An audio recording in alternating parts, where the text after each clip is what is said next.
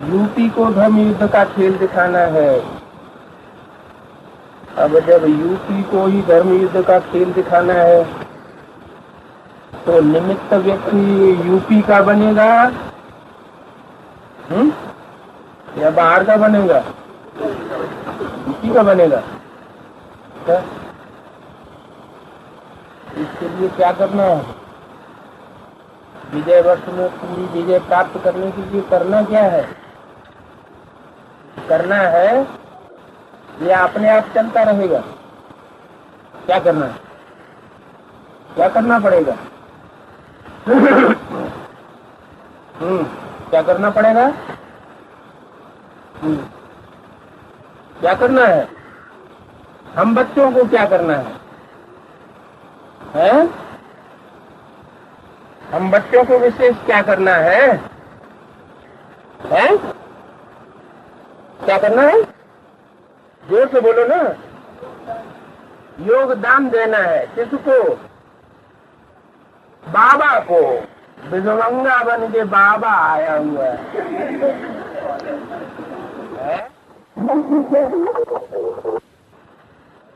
बाबा को योगदान देना है।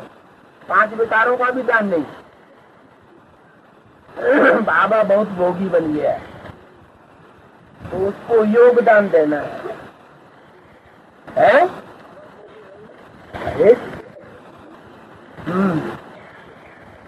हम बच्चों को कुछ नहीं करना है, सिर्फ बाप को याद करना है। और बाप की याद भी संगठित रूप में जितनी जाति याद करेंगे उतना उसका असर और फोर्स जाति होगा। सारे विश्व में वो वाइब्रेशन फैलेगा।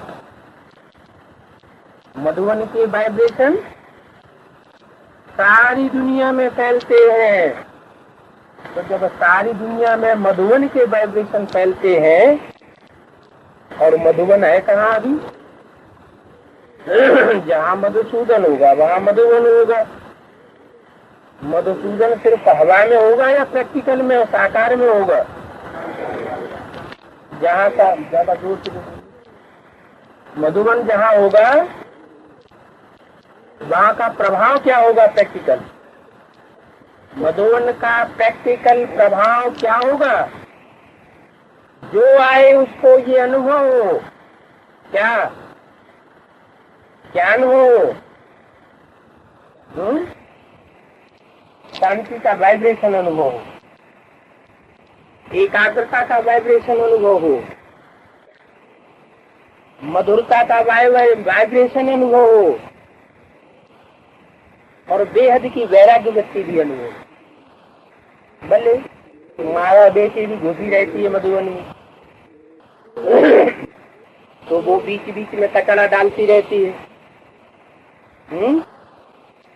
आते हैं मधुबन में भाग्य बनाने के लिए और काम ऐसे कर देते हैं जिससे नाम बदनाम हो जाए। लड़ेंगे, झगड़ेंगे, धक्का मुक्की करेंगे, हाथ पांव चलाए देंगे, चोरियां तोड़ देंगे, कपड़े फाड़ देंगे, चोरियां कर लेंगे। ये सब क्यों होता है? जब इतना ऊंचा स्थान है तो संकल्प भी बहुत ऊंचे से ऊंच होना चाहिए, वाचा भी बड़ी ऊंची होनी चाहिए। जैसे बाबा ने बोला, कम बोलो, धीरे बोलो, मीठा बोलो। और कर्मणा भी बहुत श्रेष्ठ होनी चाहिए। कुछ कुछ गलतियां होती तो रहती हैं जो बाप के प्यार की लगन में मगन नहीं होने देती, दूसरों को भी डिस्टर्ब करती हैं और अपने को भी डिस्टर्ब करती है। इसका कारण क्या है और कारण कौन बनते हैं? कारण है ज्ञान की कमी और पहचान की कमी। जिन्होंने बाप को और बाप के श्रेष्ठताई को नहीं पहचाना होगा,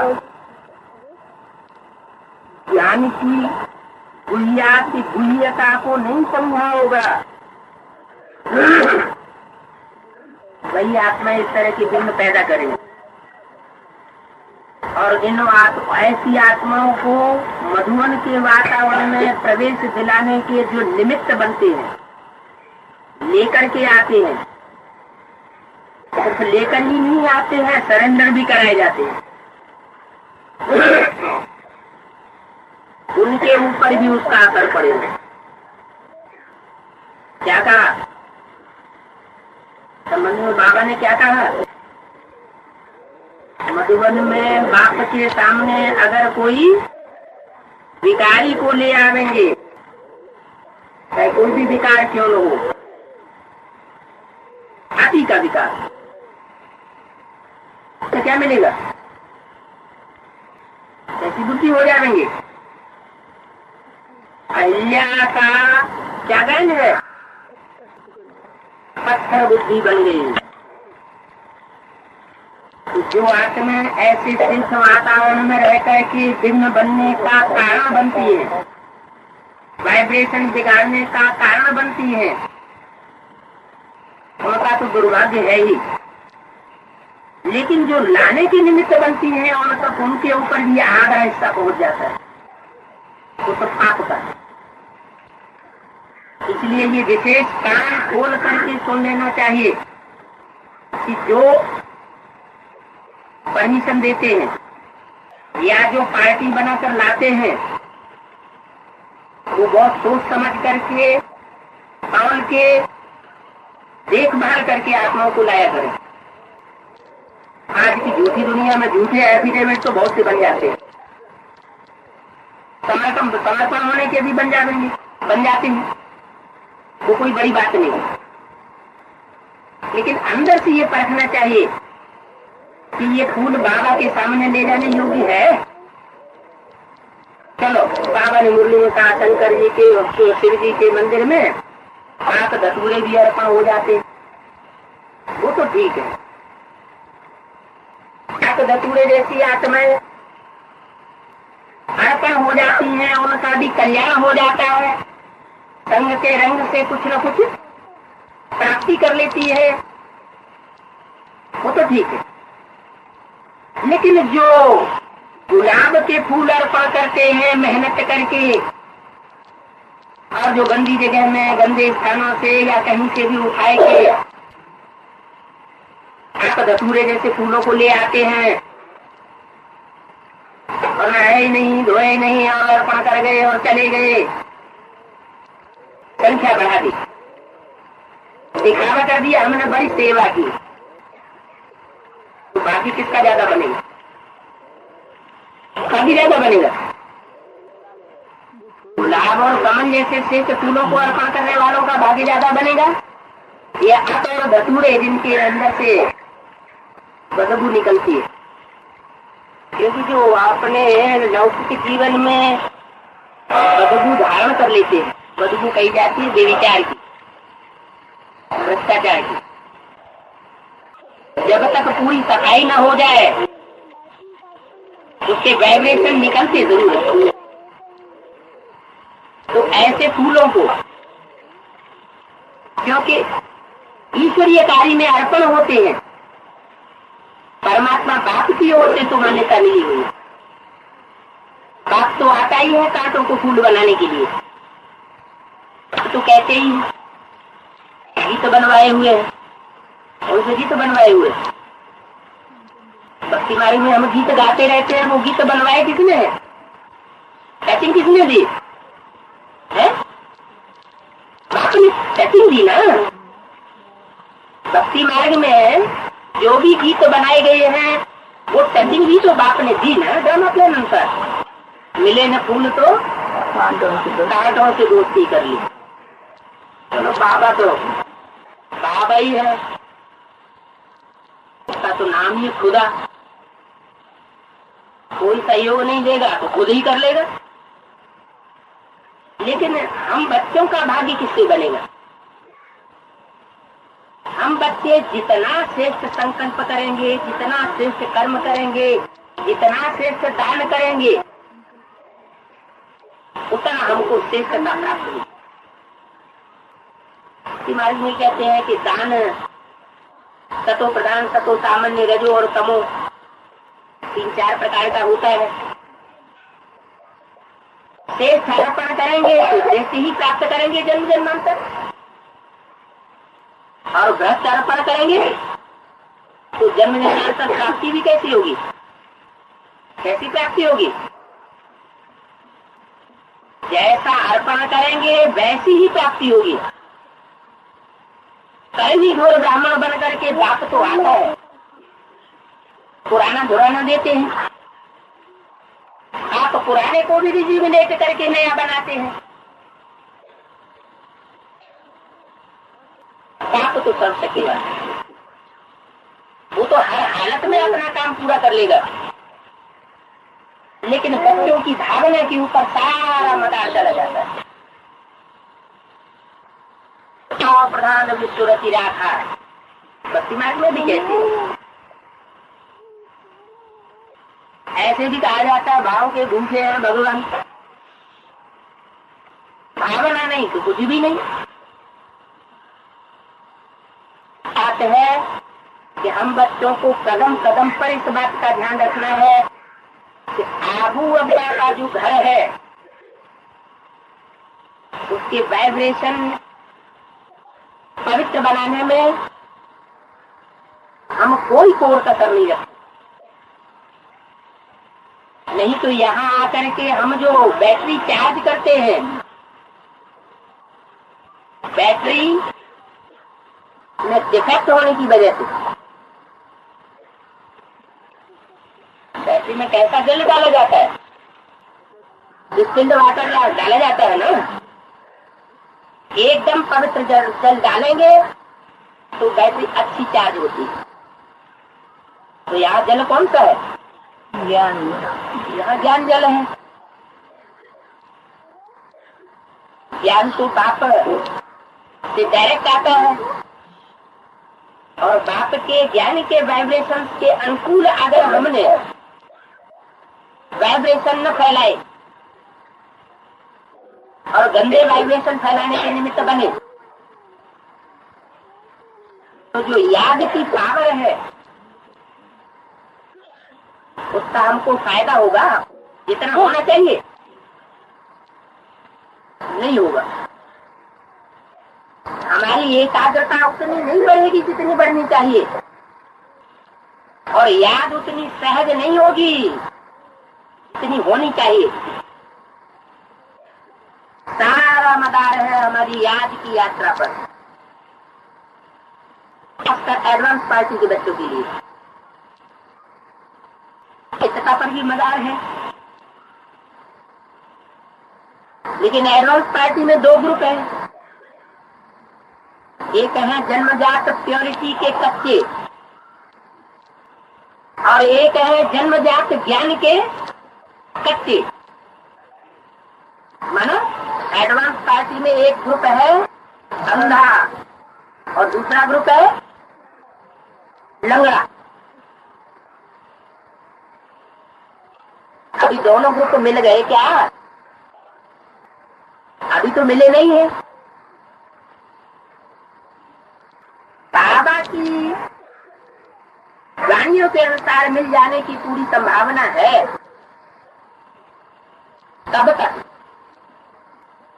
अपने वाइब्रेशन के ऊपर, अपनी वाचा के ऊपर, अपनी कर्मणा के ऊपर अगर विशेष अटेंशन नहीं दिया, वातावरण गंदा बनाते रहे, शांति के वातावरण को तोड़ते रहे, अशांति फैलाने के निमित्त बनते रहे,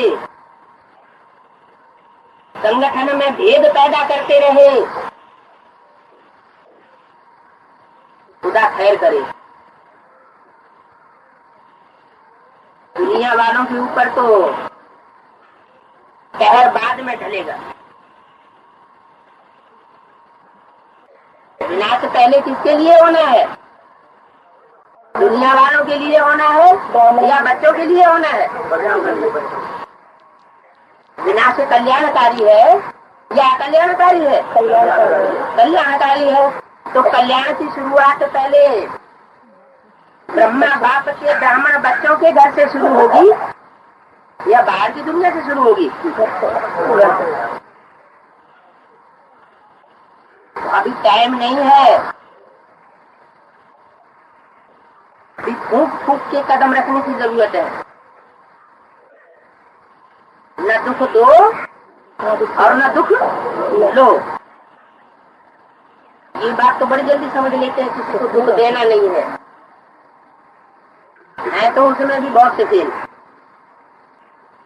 लेकिन दुख लेना नहीं है, ऐसी तेज अपनी ज्ञान की पराकाष्ठा की बनाना, ये बात भी बहुत जरूरी है। मधुबन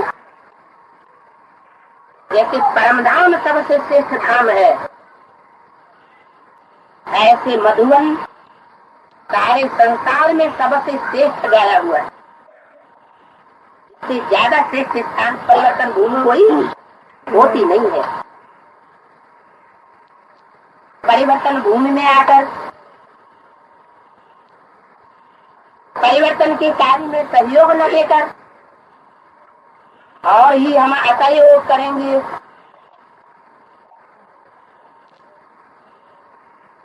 तो हाल क्या होगा? परिवर्तन भूमि में परिवर्तन तो होना है, जो टाइम निर्धारित है उसके अंदर ही परिवर्तन होना है।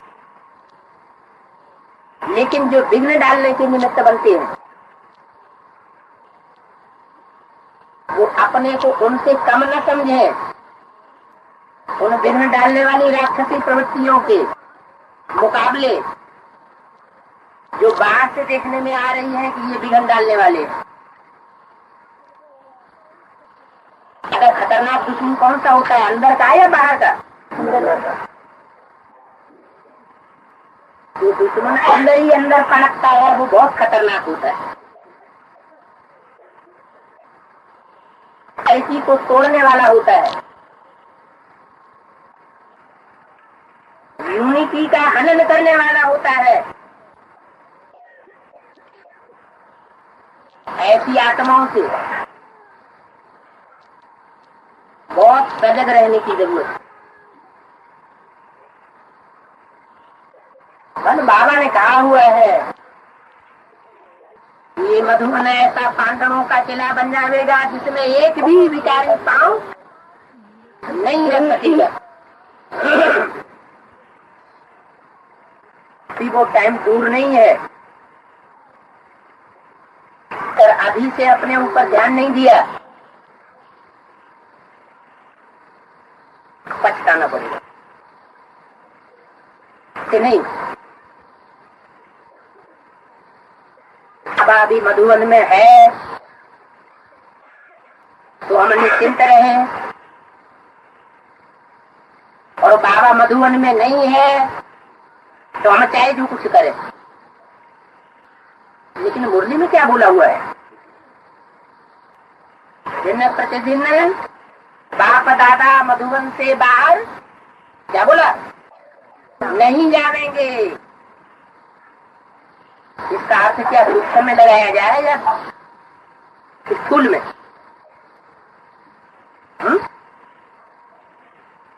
हद का अर्थ है या बेहद का? बेहद का अर्थ का मतलब बल शरीर से न हो तो भी बाप दादा की बुद्धि का केंद्रीयकरण कहाँ रहेगा? मधुबन में।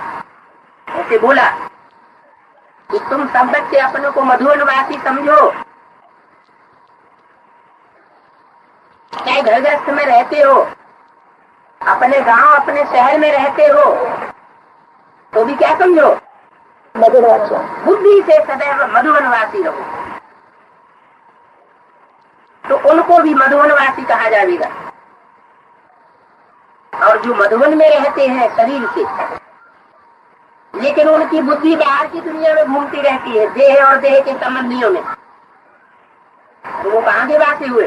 वो बाहर की दुनिया के वासी संसार के बीच साबित हो जाएंगे। अंत में रिजल्ट क्या होगा? उनका अंत में रिजल्ट ये होगा कि बहुत लंबे समय तक साकार में शरीर से मधुबन में तो रहे, लेकिन बुद्धि से बाहर रहने के कारण अंतिम जो फाइनल परीक्षा होगी उसमें कहाँ जाकर के गिरेंगे? बाहर की दुनिया में जाके गिरेंगे। और जिनकी बुद्धि लगातार मधुबन में बनी रही होगी, भले बाहर की दुनिया में रहना पड़ा हो, वो कहाँ आ जाएंगे? मधुबन में आ जाएंगे। इसलिए इस वर्ष अव्यक्तवाणी में क्या बोला? मधुबन वालों को मधुबन छोड़ना पड़ेगा, गीता पाठशाला वालों को गीता पाठशाला छोड़नी। गीता पाठशालाएं कहाँ होती है? मधुबन में, बाहर की दुनिया में।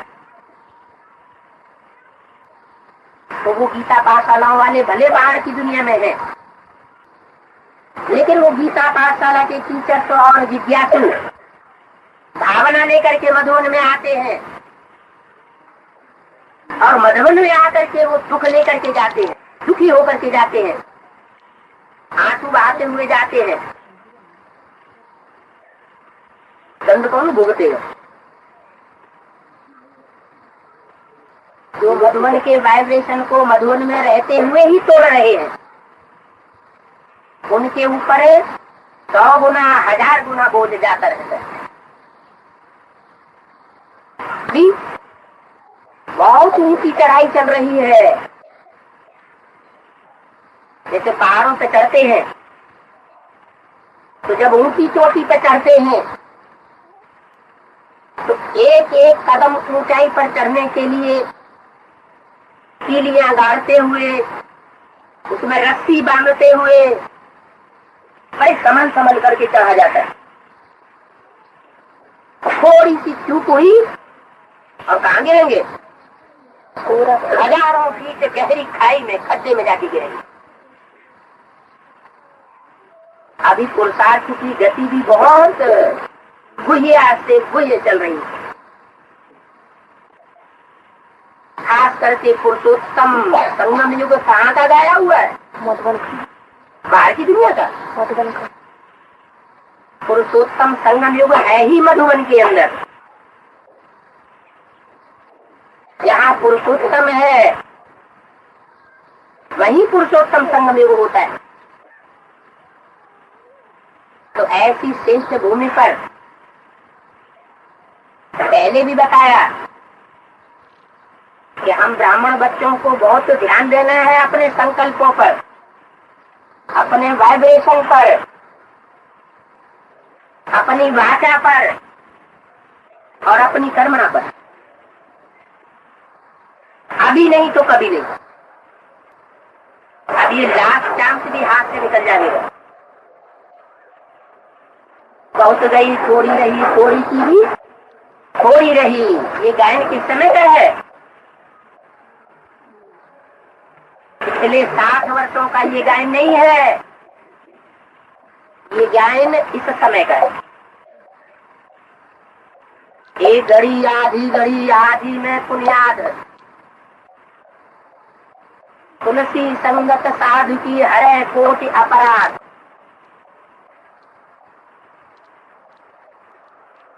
जो साधना करने वाले साधु हैं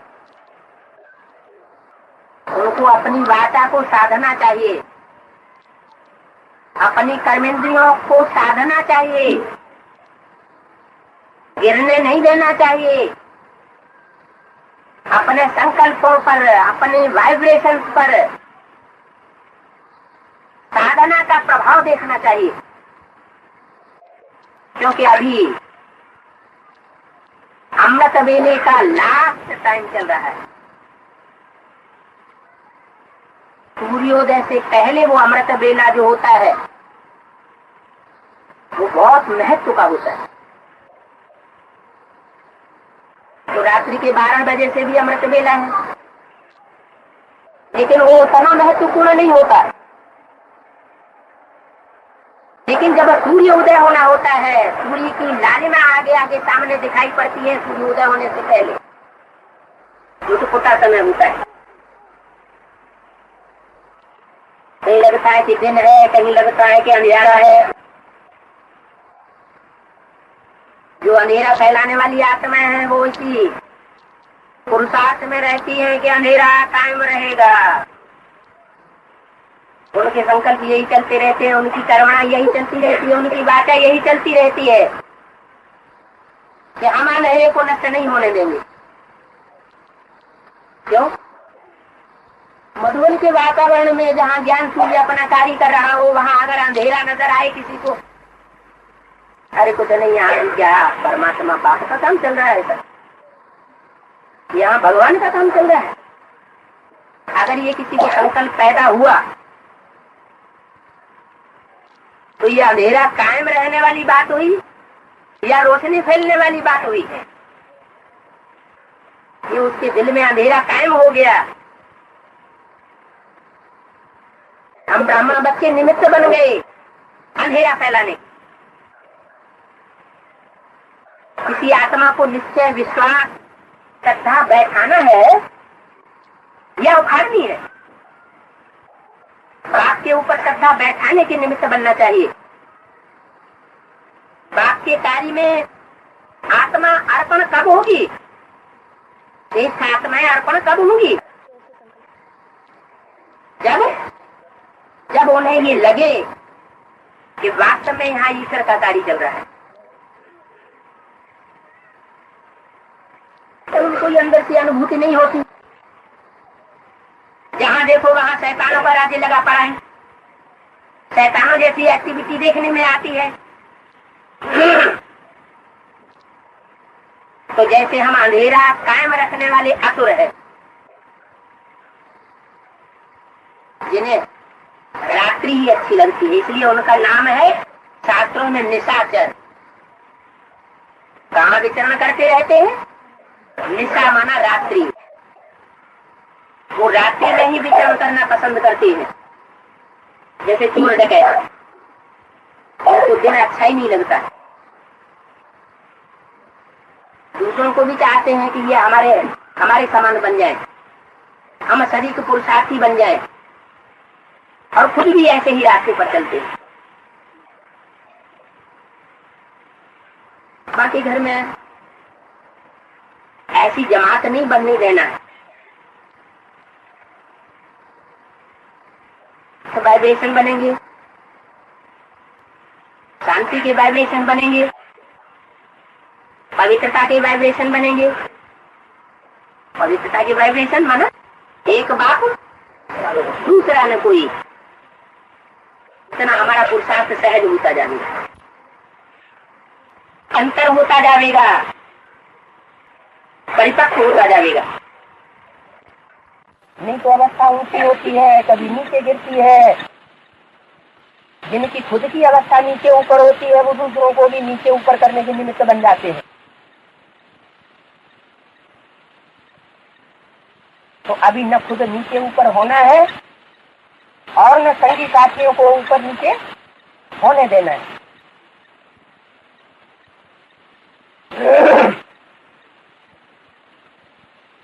वाइब्रेशन को बनाना और बिगाड़ना ये किसी और के हाथ में नहीं है। हमने ही स्थिति को बिगाड़ा तो दुनिया बिगड़ गई,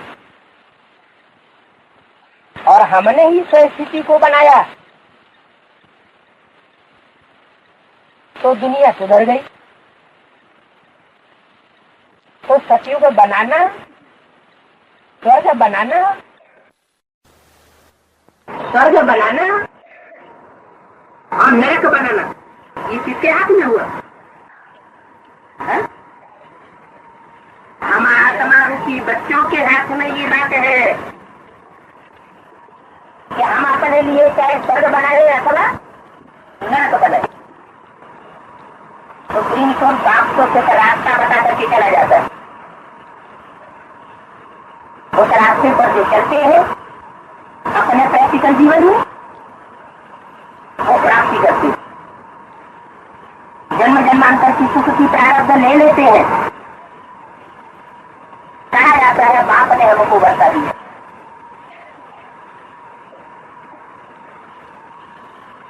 वास्तव में पाप तो ज्ञान का ही वर्षा देता है। सुख शांति का वर्षा डायरेक्ट नहीं देता है, काय का वर्षा देता है। निराकार से कौन सा वर्षा मिलता है? निराकारी ज्ञान रत्नों का वर्षा मिलता है।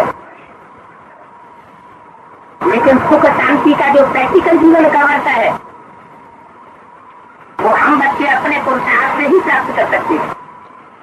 रावण की तरह अगर ज्ञान उठाएंगे, बस ज्ञान सुनना और दूसरों को सुनाना और अपने जीवन में धारण कुछ भी करना नहीं,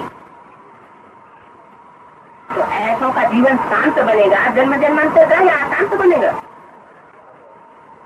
अशांत जीवन बनेगा। अशांति की दुनिया बनाएंगे और अशांति की दुनिया में भूत प्रेतों की तरह भटकते रहेंगे। जैसे भूत प्रेतों को कहीं भी चैन नहीं मिलता, जहाँ पहुंचते हैं वहां उनकी पिटाई करके डंडे मार मार करके भगाते रहते हैं।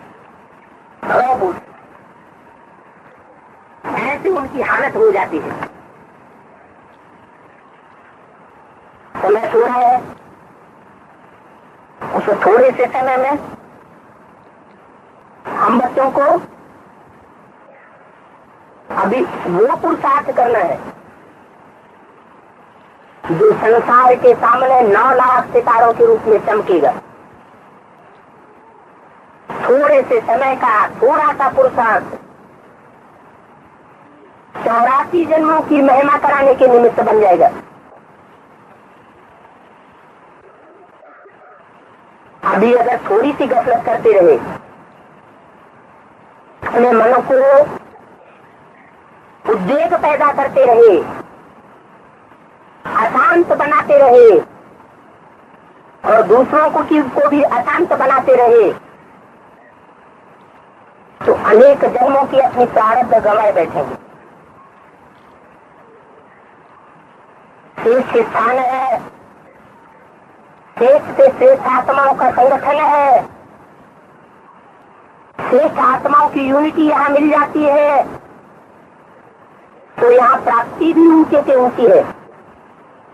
और अगर गफलत की तो घाटा भी बड़े से बड़ा है, जन्म जन्मांतर का है। और उस घाटे के साथ साथ सारे संसार के सामने धर्मराज की सजा के भागी बनेंगे, वो अलग। बाप जितना मीठा है, जितना प्यारा है, धर्मराज बाप उतना ही कैसा है,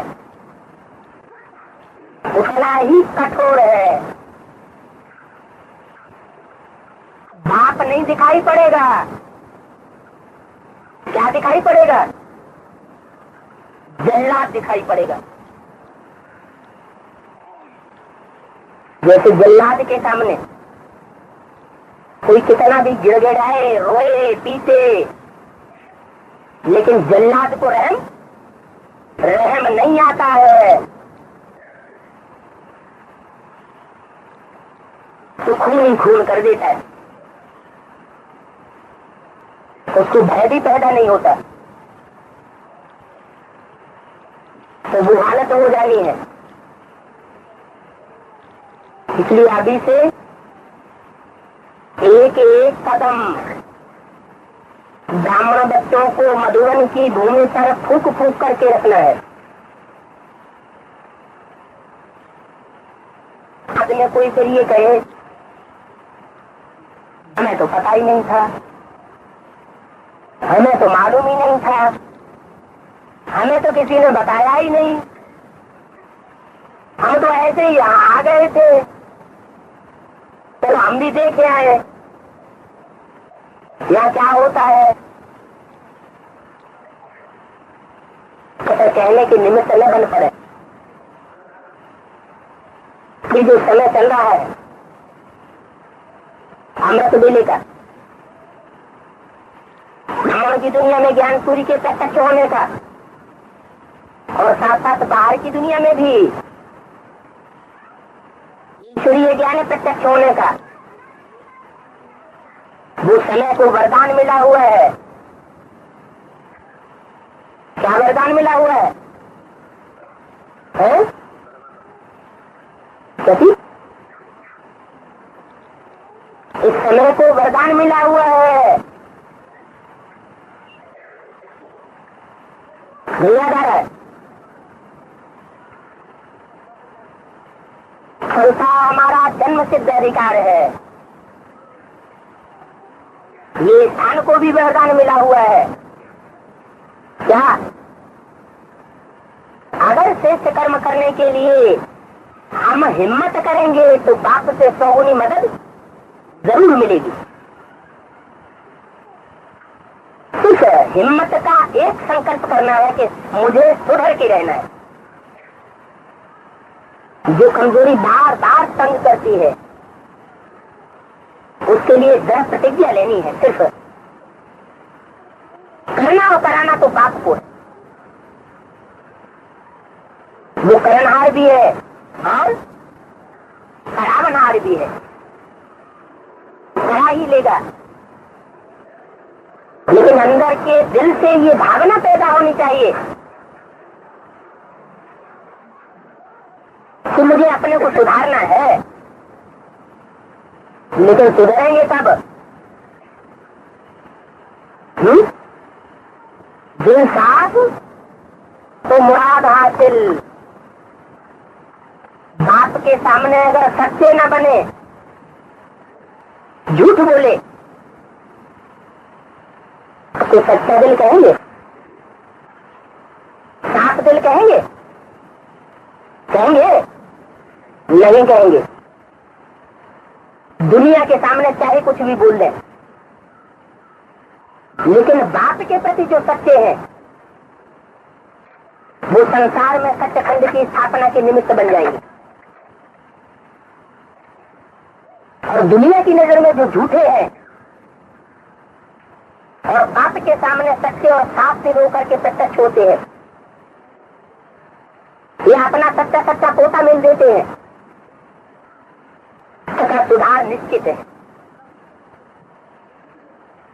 तो सच्ची भी नई दुनिया की स्थापना के निमित्त बनेंगे। सच्चाई के ऊपर बहुत बड़ा मादार है। बाप को धन नहीं चाहिए, धन नहीं चाहिए, जन नहीं चाहिए। सत्यखंड की स्थापना के लिए सबसे पहली बात क्या चाहिए? सच्चाई और सफाई चाहिए। सच्चे और साफ दिल बच्चे बाप को बहुत प्रिय है। भले कमजोरियां कितनी भी भरी हुई हो, स्वभाव संस्कार कितना भी खराब हो, बाप कोई भी बच्चे का स्वभाव संस्कार नहीं देखते हैं। इसका तो स्वभाव ही ऐसा है, इसके तो संस्कार ही ऐसे हैं, ये तो कभी बदलेगा नहीं। इस तरह के विचार बाप के नहीं हो सकते। बाप तो शिक्षा और देते हैं कि बच्चे कभी किसी के स्वभाव संस्कार को मत देखो। क्यों? क्योंकि जो स्वभाव संस्कार है वो आज है, कुछ और है, और कल की नई दुनिया जो आने वाली है उसमें सबके स्वभाव संस्कार परिवर्तन हो जाएंगे। तो स्वभाव संस्कार की देखने की बात नहीं है, मुख्य बात है सच्चाई और सफाई। सत्यखंड की स्थापना में सच्चाई और सफाई का बहुत बड़ा योगदान है। झूठे दिल पर सच्चा साहब राजी नहीं होगा, सच्चे दिल पर सच्चा साहब राजी होगा। कब कब राजी होगा? जब मन से जो संकल्प चलाते हैं उसमें भी सच्चाई भरी हुई हो, ज्ञान के अनुकूल हमारे संकल्प हो, और जो मुख से वाचा निकालते हैं उसमें भी सच्चाई सफाई भरी हुई हो, और जो कर्म करते हैं वो भी सच्चा कर्म हो, अपने दिल के अंदर भी लगे कि मैंने ये जो काम किया वो सच्चा काम किया, झूठा काम नहीं किया। इसलिए सत्य खंड और झूठ खंड। सत्य खंड कौन स्थापन करता है? सच्चा बाप सत्य खंड स्थापन करता है और बच्चों के द्वारा कराता है श्रीमत पर। और झूठ खंड कौन स्थापन करता है? रावण। रावण किसे कहा जाता है? जो दूसरों को रुलाता है झूठ बोल बोल करके, झूठ खंड फैला करके, उसको कहते हैं रावण। एक मत पर नहीं चलेगा, न चलाएगा। कितनों की मत पर चलाएगा? है? अनेकों की मत पर चलेगा और अनेकों की मत पर चलाएगा। मनमत पर भी चलेगा, क्योंकि अहंकार होने के कारण वो अपनी बात ज्यादा आगे रखेगा। वो अपने को ही श्रेष्ठ समझता है, अपने को ही भगवान मानता है। तो जो अपन को ही भगवान मानता है, बाप कहते हैं वो हिरण्यकश्यप है। हिरण्यकश्यप है माना क्या मतलब हुआ इसका? हिरण्य माना सोना, काश्य माना तेज। सोने जैसी सच्ची आत्माओं के तेज को पा, हिरण्यकश्यप तेज को पीने वाला है। क्या? जो सच्चे हैं उनके भी तेज को पी जाता है, सच्चों को भी झूठा बना देता है। अनुमत पर चल करके, परमत पर चल करके खुद भी झूठा बनता है और दूसरों को भी झूठा बनाता है। अभी तो हम ब्राह्मण बच्चे इस बात को पक्का समझ गए हैं। बाप दादा का काम तो हुआ पड़ा है, इसको कोई रोक नहीं सकता। जो हुआ पड़ा है उसमें सिर्फ निमित्त मात्र बच्चों को बनना है। जैसे अर्जुन से भगवान ने कहा, क्या कहा था? अर्जुन, ये दुश्मन तो कौरव यादव ये सब मरे पड़े, तो इनको नहीं मारेगा, ये तो खुद ही मरे पड़े। तो ऐसे ये जो माया की कमजोरी बार बार उभर के सामने आती है, इतनी हिम्मत दिखाती है तो सर्वसत्यवान बात है, माया बन करके सर्वसत्यवान माया भी है, बाप के सामने भी पहुंच जाती।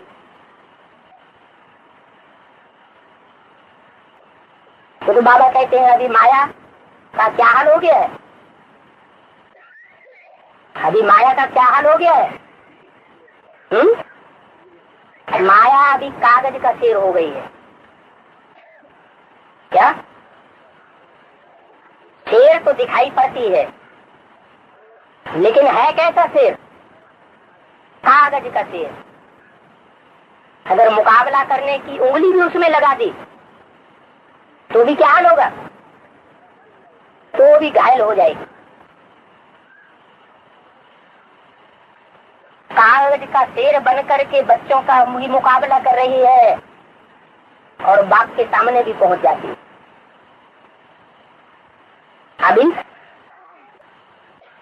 अभी करना क्या है? परिवर्तन। अभी परिवर्तन ये करना है, सबसे पहला परिवर्तन करना है, ज्यादा से ज्यादा टाइम जितना भी मिले अपनी प्रकृति में विस्तार को देखने का।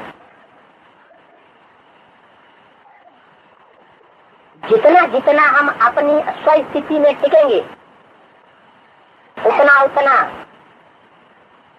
देहभान का आवरण छटता जाएगा। भूले कब होती है? जब देहभान में होते हैं तो बहुत भूले होती। आत्मा के भान में होंगे स्टार की याद में होंगे तो भूले नहीं होंगी, श्रीमत की बरखिलाफी की भी भूले नहीं होंगी। आत्मिक स्थिति में स्थित रहने से ये याद भी नहीं करना पड़ेगा कि बाप की श्रीमत क्या है क्या नहीं है। जैसे आत्मिक स्थिति वालों में वो सुप्रीम सोल बाप स्वयं प्रवेश करके कार्य कराता रहेगा और करा रहा है। जहाँ ज्योति बिंदु की स्थिति है वहाँ परमात्मा बाप तो है ही है, जिसको दुनिया वालों ने कह दिया परमात्मा सर्वव्यापी है। तो सर्वव्यापी वाली बात नहीं है। कौन सी बात है? आत्मिक स्थिति में स्थित रहने की बात है। ब्राह्मणों की दुनिया में, हम ब्राह्मणों के बीच में जहां भी जाएं, हर चेहरे से वो आत्मिक स्थिति दिखाई देती रहे। मायावी संकल्प, मायावी वाचा और मायावी कर्म, इनसे बचे रहे। बाप का घर है, आपके घर में हर बच्चे का अधिकार है। कौन से बच्चे का? बेअभिमानी बच्चे का। आत्मिक स्थिति में स्थित रहने वाले हर बच्चे का अधिकार है। बाप किसी बच्चे को नहीं निकालेगा। परमधाम बाप का भी घर है, हम आत्माओं का भी घर है। कीट पशु पक्षी पतंगे जैसी आत्माओं का भी घर है। उस घर में सबको जगह है, लेकिन जगह कब है? जब वो कीड़े मकोड़ों जैसी दुखदाई आत्माएं भी किसी स्थिति में स्थित हो जाती है? शरीर छोड़ करके, देहभान छोड़ करके बिंदु आत्मा बन जाती है। फिर बाप ये नहीं देखता है कि ये कीड़े मकोड़े हैं, ये राक्षस राक्षसियां हैं। बाप तो सबको आत्मा के रूप में देखता है, क्योंकि बाप सुप्रीम सोल खुद भी एक आत्मा है, सदाकाल की आत्मा है। तो जो जैसा होता है अपनी जाति को वैसा ही बनाना पसंद करता है, सारे संसार को वैसा ही बताना और देखना पसंद करता है। तो बाप हर बच्चे के चेहरे से वो रूहानियत देखना चाहते हैं। जब रूहानियत का चेहरा देखने में आता है तो खुशनुमा देखने में आता है। देवभान का चेहरा होगा तो समसमाया हुआ देखने में आएगा, कालिमा देखने में आएगी, आंसू देखने में आवेंगे। चेहरे से ही पता लग जाता है, चेहरे से निकलने वाले वाइब्रेशन से ही पता लग जाता है कि आत्मा आत्मिक स्थिति में है या देवभान की स्थिति में। ये आत्मिक स्थिति स्वर्ग बनाने वाली है। शूटिंग तो हो रही है। हमारी आत्मा हमारे ही अनेक जन्मों के सुख और दुख की शूटिंग कराई रही है। जब आत्मिक स्थिति में स्थित होते हैं तो स्वर्ग रूपी सुख की शूटिंग करने के निमित्त बनते हैं, चाहे किसी भी युग की शूटिंग करने के निमित्त बन रही हो, क्योंकि सुख और दुख तो हर युग में होता है।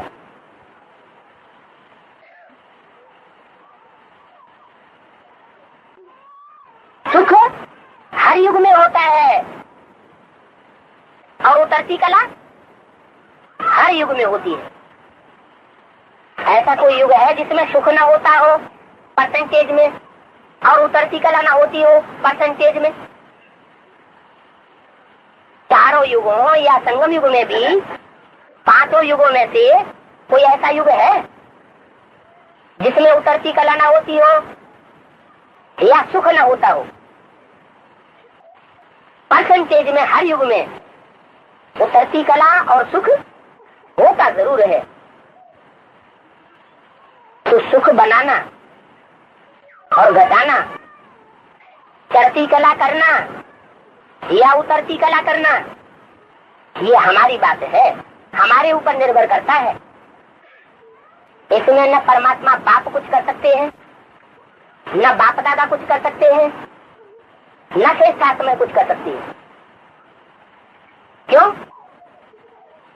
क्योंकि बोला है आत्मा अपना शत्रु अपना मित्र खुद ही है, कोई दूसरा अपना शत्रु मित्र नहीं है। आत्मा अपने लिए सुख दुख का सृजन करने वाली। अभी खास संगम युग में हम अपने लिए अपना घाटा अपना नफा और नुकसान अभी बनाए रहे।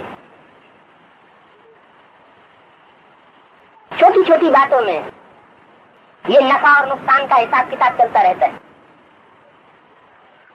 मान लो क्लास हो रहा है और कोई दूर कोने में बैठा फुसफुसा रहा है, क्या नफा होगा या नुकसान होगा?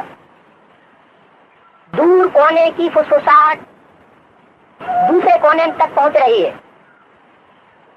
जिस जिसके कानों में वो फुसफुसाहट पहुंच रही है उसका वाइब्रेशन टूट रहा है, एकाग्रता भंग हो रही है। तो वो वाइब्रेशन टूटने का या तोड़ने का जो विकर्म बन रहा है, फुसफुसाहट करने वाले और उसको सुनने वाले दोनों के ऊपर वो घाटे का सौदा बन रहा है। छोटी सी बात लेकिन असर बहुत ज्यादा हो रहा है। सुनने वाला भी घाटे में जा रहा है और सुनाने वाला भी घाटे में जा रहा है। एक बार करता है, 2 बार ऐसा करता है, 4 बार ऐसा करता है, रोज रोज ऐसा करता रहता है, तो वो जो घाटा का हिसाब बन रहा है वो रोज रोज का बढ़ते बढ़ते बढ़ते बढ़ते अंत में कितना हो जाएगा?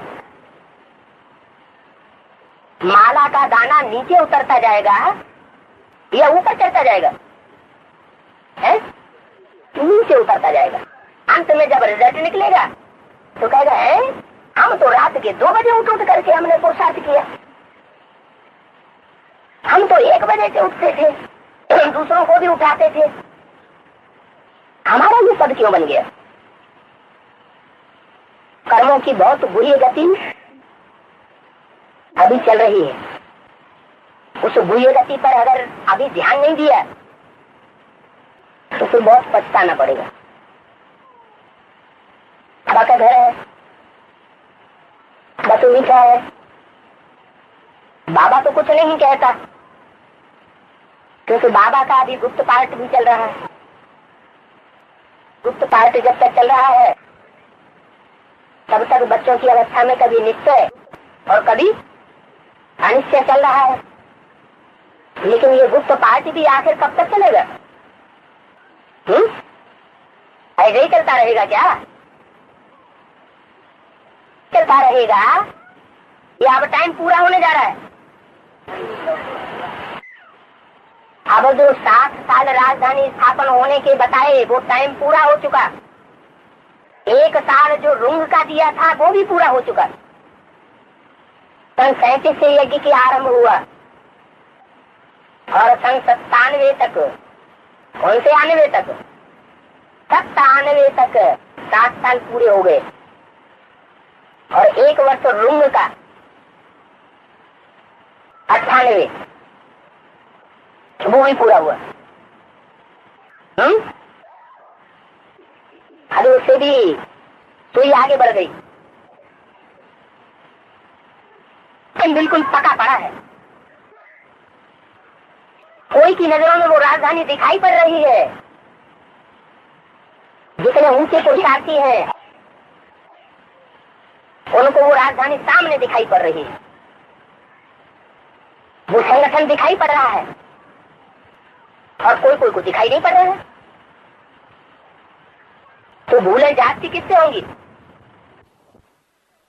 जिनको वो नया संगठन दिखाई नहीं पड़ रहा है उनसे जाति भूले होंगी, या जिनको वो स्वर्गीय संगठन दिखाई पड़ रहा है, राजधानी स्थापन हुई दिखाई पड़ रही है,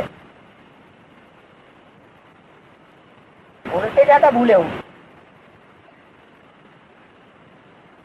ये अपनी अपनी आंख है, ये दृष्टि का वरदान मिल रहा है, मिल चुका है, मिला हुआ है,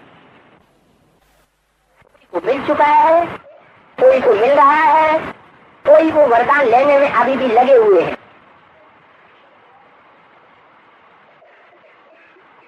अभी वो दृष्टि परिवर्तन का समय हम ब्राह्मण बच्चों का पूरा होने जा रहा है। ब्राह्मण माना कितनी संख्या है? 9 लाख। ब्राह्मण माना जो पवित्रता का विरुद्ध लेने वाले हैं सिर्फ 16,108। ब्राह्मण माना जो राजयोगी है, प्रजा योगी नहीं। प्रजा तो 9 लाख होगी, लेकिन क्या है? राजयोगी। एक एक बात की, एक एक कर्म की, एक एक संकल्प की गुह्यता को, राज को जानने वाले, वो है राजयोगी ब्राह्मण बच्चे। और ये ब्राह्मणों का परिवार है। अभी दृष्टि में वो राजधानी दिखाई दे रही है, लेकिन प्रैक्टिकल में नहीं है। इसलिए दृष्टि में है, वृत्ति में है, प्रैक्टिकल में नहीं है। इसलिए इसका प्रभाव क्या पड़ जाता है? राजधानी अप्रत्यक्ष में है, प्रत्यक्ष में दिखाई नहीं पड़ रही है, तो उसका प्रभाव हम बच्चे के ऊपर क्या पड़ता रहता है? कि हमारी अवस्था ऊंचे और नीचे बनती रहती है। ये अप एंड डाउन होने का टाइम नहीं है। अभी समय है एक रस रहने का। तो कहते हैं अंत समय में जितना एक रस कोई रहता है उतना अच्छी जगह जन्म होता है, और अंत समय में जितना घाबरे आते हैं उतना नीची जगह जन्म होता है, दुर्गति होती है। दुर्गति और सदगति ये अभी हो रही है। तो 5,000 वर्ष दुर्गति और सदगति का फाउंडेशन नहीं पड़ना है। अभी जो हुआ सो हुआ।